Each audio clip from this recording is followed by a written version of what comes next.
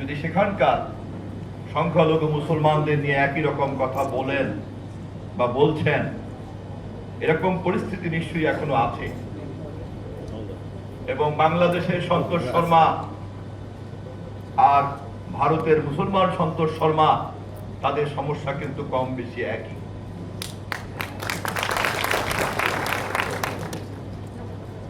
আমাদের সন্তোষ শর্মা সমস্যার যে চেহারা হাজির করেছেন তা আমরা সকলে যেমন বুঝতে পেরেছি, ভারতের মুসলমান সন্তোষ শর্মা একই ভাষায় ক্ষোভ, বিক্ষোভ, অভিমান যখন ব্যক্ত করেন, সে সমস্যা কারা তাও তো নিশ্চয়ই আমরা জানি, তাই না?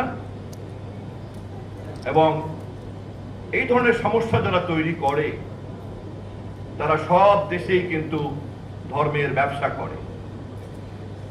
তারা সব দেশেই ধর্মের নামে মানুষকে বিভক্ত করতে চায়।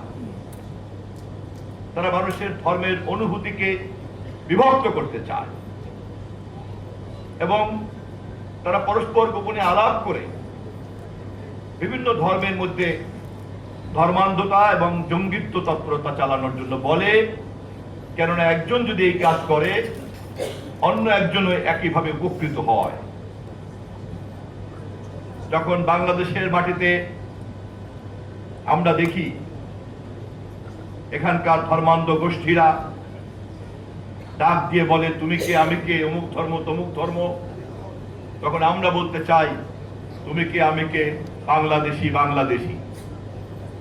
আমাদের পরিচয় একটাই, যেটা আমাদের নেতা তারেক রহমান আমাদেরকে জানিয়েছেন, বুঝিয়েছেন এবং তার ভিত্তিতে আমরা গত নির্বাচন করেছি এবং সেই কারণেই আপনারা আমাদেরকে ভোট দিয়েছেন। কেননা ইতিহাস থেকে আমরা জেনেছি, স্বাধীন বাংলাদেশে যখন প্রথম কেউ বলেছিল তুমি কি আমি কে, বাঙালি বাঙালি, তখন বাংলাদেশের পাহাড়ি সম্প্রদায় কিন্তু বাংলাদেশের ভূখণ্ডকে গ্রহণ করতে পারে নাই। অতএব পাহাড়ি গোষ্ঠী, সমতলের গোষ্ঠী,